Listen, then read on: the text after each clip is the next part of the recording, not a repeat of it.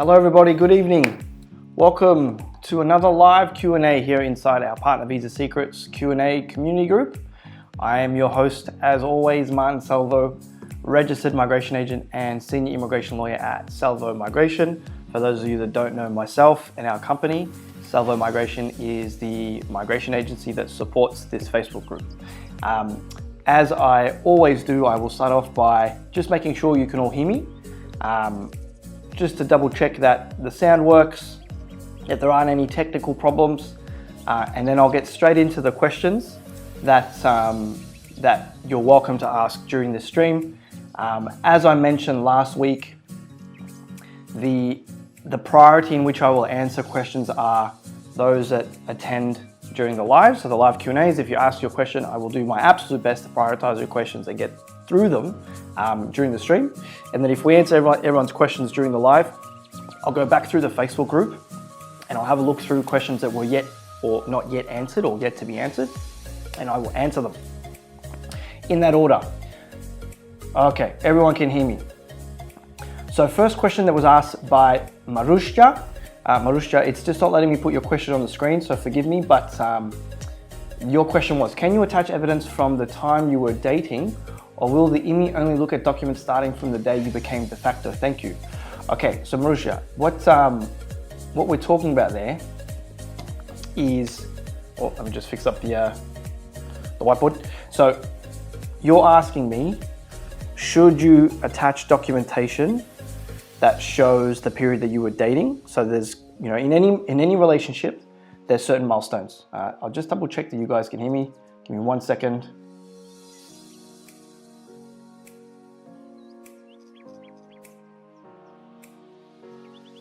Okay, looks like you can. Just last week, sometimes when I was changing screens, there seemed to be an issue with the mic dropping out, so I just wanted to be sure. So Marusha, what you've asked is whether or not you should be attaching documentation that shows the dating period in your relationship timeline. So in any typical relationship, there's going to be certain milestones. You're going to meet, then at some point, you're going to become exclusive. Exclusive, or you start dating. I mean, it's got interchangeable definitions or terms. And then at some point, you're going to be able to show that you are de facto. For those that have attended our live training weeks in the past, you will know that de facto means that your 4 aspects show that you live like a de facto couple does, versus a couple that is just in a boyfriend, girlfriend, or boyfriend relationship. And the 4 aspects are your cohabitation, or the nature of the way that you live together, the nature of your household. There's your financial aspects, there's your social aspects, and then there's your commitment to one another. Those are the 4 aspects that define when you become a de facto relationship. So Marush just asked, does she need to provide documents that relate to this period, so the dating period, or just documents from the moment they became de facto onwards until the eventual time of application? My answer to that question, Marusha, there's 2 parts to my answer. The first part is, I suppose the focus is the documents from when you became de facto onwards, because that becomes relevant to ensuring that you can show that you're still de facto when you apply. And for some couples that need to meet the 12-month rule, you need to be able to show de facto for 12 months before you apply. So I suppose, the priority is being able to evidence the period that you were de facto. However, it's still important to show what occurred in your relationship, the evidence that was built up whilst you were dating. Because even though it's not necessarily relevant to whether or not you are in a de facto relationship when you apply, what happens here does assist the case officer in differentiating, the different periods in your relationship. And what you're trying to say is that back then we were dating, and then from this point onwards we were de facto. So logically, that means you need to be able to evidence this period and show that they are different. You differentiate what you were doing during this period versus the period that you became de facto. So my answer, Marusha, is yes, you want to be evidencing, as far back as you can in your timeline, show what you were doing while you were dating, but really the focus is your evidence and your documents from de facto onwards. I hope that answers that question. Melissa, hi Melissa. She's asked, Man, can you please comment on the new processing times for the PMV? So Melissa, I saw your question pop up, so I had a quick look at all processing time averages and what the department is saying at the moment. So from what we understand, the department website, okay, which is not always accurate, now suggests that PMVs are being processed within 16 to 29 months. The onshore 820 is between 20 and 25, and the offshore 309 is between 15 and 20. As with any kind of advertised processing averages with the department, you always have to take it with a bit of grain of salt. What you see may not necessarily be what you experience as a couple, as an applicant. You know, they're very inconsistent. There's no way of knowing exactly how long your application will take. You know, to comment specifically on PMVs, this is good news because it does show that there's now movement in the government in starting to process and recommence the processing of PMVs. Because prior to this, you know, the department website was vague in the time frame. You know, they said there was no data available, there weren't any averages available. And when people asked me back then why was it saying that, you know, we had to speculate a little bit, and basically the advice was that because they're not processing them, they're not able to give an estimate. Now that they're providing an estimate, that tells me that they are processing them again, and we're now hearing of prospective marriage visas again starting to be reassessed by certain offshore consulates and embassies. I can't tell you definitively which consulates and embassies are now recommencing, but at least that's a good sign that PMVs are starting to be worked on again. So if you're a couple that's already submitted your PMV, it might be worth contacting the embassy and consulate that is assessing your application. If you're a couple that is yet to submit a PMV and you were looking forward to submitting a PMV, or you were planning to submit a PMV, I think, you know, this is certainly good news. It hopefully gives you a bit of confidence that you know, okay, now we have a bit of confidence that when we submit, it's eventually going to be picked up because, you know, there seems to be some movement, whereas before they were, you know, basically on a bit of a holding pattern, and we didn't know how long the processing times were going to be once they were readjusted, once they started looking at them again. So from what they are saying at the moment, you know, between 16 to 29 months for offshore prospective marriage visas.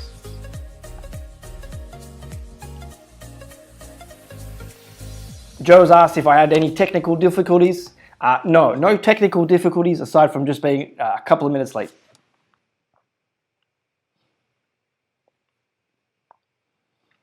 Samantha's asked, hi man, in the relationship to the applicant form 47, it mentions family of the applicant, mother, father, sisters, brothers, and their marital status. Is it a requirement that the applicant attaches their marriage certificate, divorce certificates of their siblings? No. No requirement. No requirement to provide marriage, divorce, death certificates, you know, touch wood, God forbid, but you don't need to provide supporting documentation from your family, aside from their statutory declarations, their Form 888s or their witness statements. That's basically the answer to that question. No need to worry about getting their documents.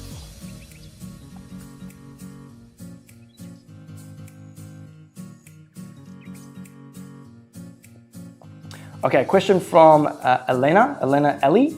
Elena, it's not allowing me to put the question on the screen. Sometimes it does, sometimes it doesn't. I can't predict why that happens or when that's going to happen, so my apologies, but I will read out your question. Hi, I'm currently on a student visa applying for a partner visa with my Australian partner. Before I continue with answering this question, Elena, what I will say is anyone who's watching this stream now or watches the replay, please go to YouTube and type in Partner Visa Secrets and have a look at the episode where I talk about applying for a partner visa whilst you hold a student visa.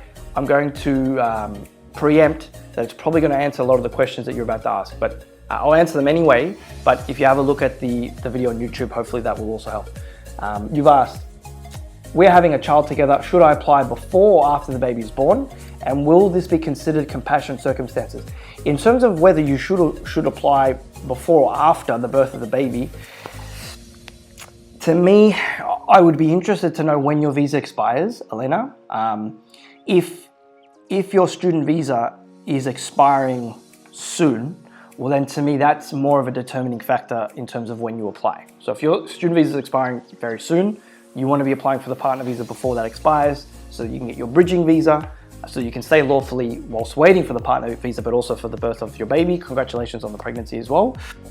And also understanding that as soon as you apply for the partner visa, you are eligible for Medicare. I mean, you may also be eligible for Medicare depending on your country of passport, but I can't speculate in terms of what your country of passport is, but I can tell you, if you've applied for the partner visa, you can access Medicare, which should be beneficial to the birth and the pregnancy process.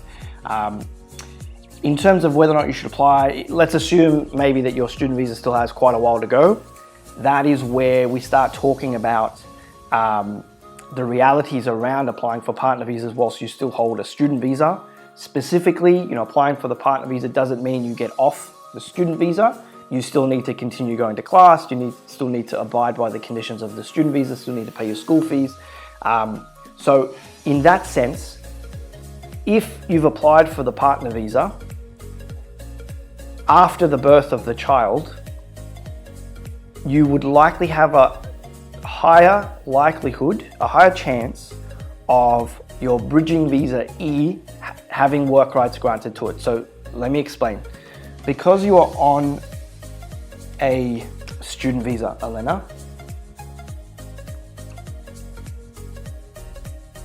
okay, and we don't know when your student visa expires, and let's say you want to apply for the subclass 820-801. Okay, that's the onshore partner visa. Now, like I said, what happens is when you apply for the 820-801, you're issued your bridging visa A. However, you are still on your student visa until that expires.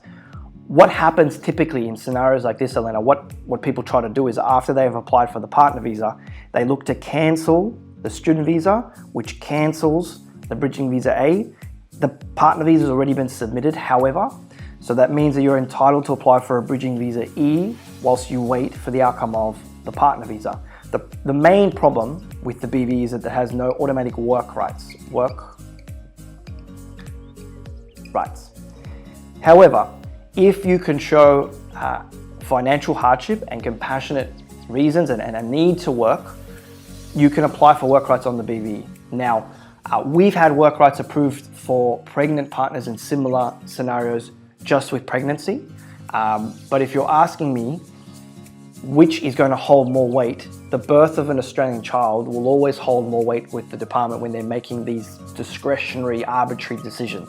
So with the work rights in mind, you would have a higher chance of getting work rights approved on the BVE if you've applied for the partner visa and then the work rights after the birth of your child. In terms of whether or not you apply for the partner visa now, just because of general partner visa criteria, it depends more on what's happening with the rest of your relationship than whether or not you apply pregnant or with the birth of your child. So to me, really, whether or not you apply now or after the baby's born depends on your need to work and the fact that if you're looking to cancel the student visa, you're going to find yourself in a bridging visa E, you're going to need to apply for work rights. You also asked, and will my university apply for a student visa on my behalf if I don't apply soon? No. So schools, universities are not, they're not obligated to, they don't apply for student visas. Some education agents will help you with the application of student visas. Of course, migration agents, immigration lawyers, some will prepare student visas, but universities don't automatically apply for your visa. So again, Elena, really, I need to know more about your circumstances to be able to give you a bit more kind of comprehensive advice and give you a clear answer on what you should do next. But like I said, if your student visa is expiring soon, applying for the partner visa now might make the most sense. You'll just go into your bridging visa A. If your student visa is still valid for quite a long time, well, then we have to have a conversation about applying for the partner visa, the fact that your student visa could be cancelled if you don't continue going to class and paying your fees. It means you're going to be in a BVE, there's going to be work rights complications. And of course, during that process, there's the birth of the child and trying to stay calm and collected during that experience. I know, or I don't know, my wife knows, but I was there when we had our baby, and trying to stay calm and happy is important with any birth. So we're trying to reduce complications for you, Elena. Please feel free to send me a message on Facebook or Messenger, and happy to try to give you a bit more information. I just need to know a bit more about your facts.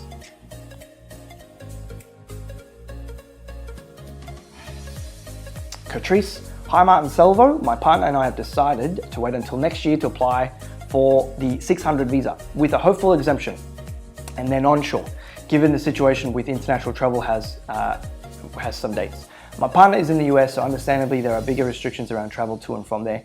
We have decided to actually use your services rather than DIY due to him being in the US. We want the best chance of an approval. Would you suggest reaching out to your firm next year to get the ball rolling? Thank you so much for everything you do.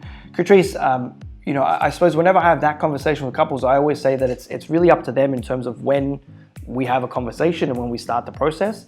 I'm not here necessarily to pitch our services to others that are watching this, but just to explain how we do things. Once we're engaged to work on a partner visa file and a case, that's when we start working with the couple. We give you all of our resources, all of our guides, our VZ licenses, and we start working with you slowly to start building the evidence. So that really doesn't have a time limit. We can start 6 months in advance, 12 months in advance, 2 weeks before the visa expires, preferably not, but sometimes that happens. So Catrice, really that's a matter of preference for couples. I suppose just one thing to mention is any couple that does engage our services for a partner visa application this month gets a $100 red balloon voucher, which might not be relevant to you just yet, but that's something that you and your partner could use when eventually we bring him here. Just keep that in mind, Catrice. Happy to have a one-on-one conversation with you and answer more questions for you as well.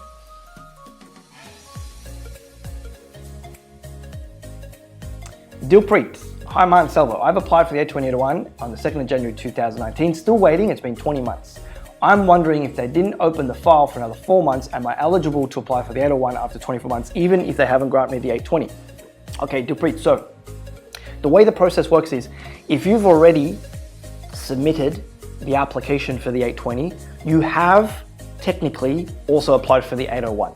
So if you're waiting for the 820 and it's more than 24 months since lodgement, so in 4 months' time, if it's still been processing, it's still waiting, it's within the discretion of a case officer to grant you the permanent visa when they make the decision.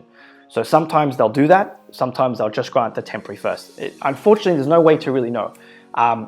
In terms of some suggestions to try to maximize the likelihood of the permanent visa being approved in the first instance, I would recommend and suggest that you continue to update your relationship evidence as it's processing with the department. That's something we do for our client cases. Every few months, we update the relationship evidence. It ensures that when the case officer picks up the file, they're not looking at dated evidence that's 20 months old.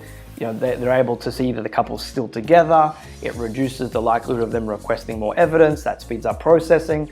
So there's a lot of benefits to updating the relationship evidence. It's a common question. People ask me all the time, do we have to do it? You don't have to do it. You don't have to do anything I suggest. But if you want to maximize the likelihood of an approval and reduce processing, it is suggested. So that would be my advice, Dilpreet. And like I said, whether or not you get the 801, when they decide is up to them. But you can try to maximize your likelihood by trying to make sure you continue to update your evidence while you're waiting.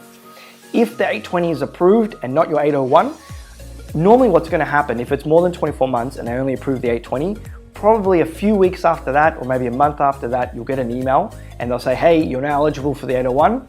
Please provide us some up-to-date relationship evidence, even though they've just assessed you a month ago. I've seen that happen. If that happens, then you need to submit another form through the department systems. You may need to provide new police clearances and some updated relationship evidence for that month. You submit everything and then the 801 will eventually be decided. If you look at processing times for the 801, I think the department website's saying 12 months or more. We're seeing 801s prioritized at the moment. They're being approved in a matter of weeks. Doesn't mean that's always going to be the case. It doesn't mean that's going to be your experience, but we are seeing and hearing that they are being prioritized. The government are being inundated with applications. They're trying to get the low-risk applications approved, free up case officers' time and resources, to handle travel exemptions and visitor visa applications, because that's kind of where everyone's trying to submit their applications in at the moment. So I hope that answers that question, Dilpreet.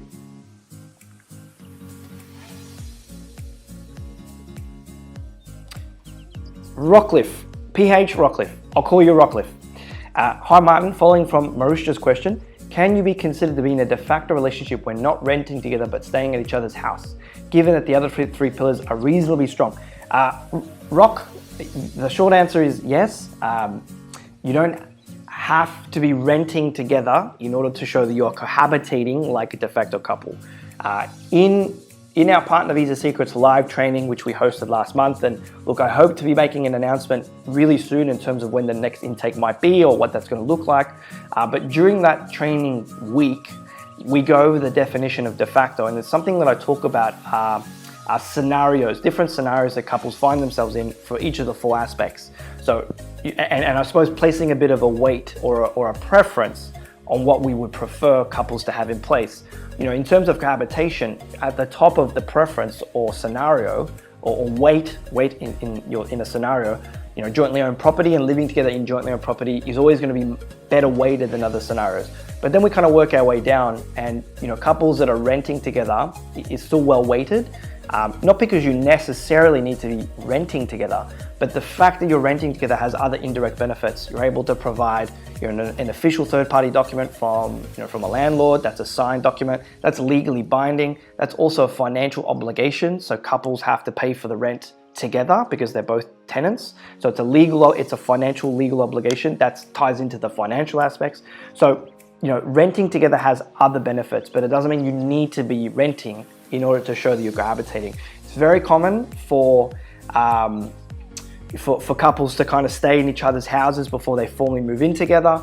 As long as you can show that you are living together in each other's houses, that's in some sense still cohabitating. Yes, that's towards the bottom end in terms of strength. I would always prefer that a couple is formally living together before they apply, rather than this kind of back and forth living between each other's houses. There's I suppose a potential risk of a case officer interpreting that type of arrangement as more boyfriend-girlfriend than when you formally move in together, and that's kind of more of a de facto orientated living arrangement. But this is all discretionary. It's all a spectrum. And something I say to couples is, it's about all 4 aspects kind of being weighted collectively, and whether or not you've tipped the scales so that at the time of application, your 4 aspects together collectively show that you are in a de facto relationship. So, Rock, I'm not saying you need to be, renting in your own place together to show that you are living together in some sense, but it's certainly preferable.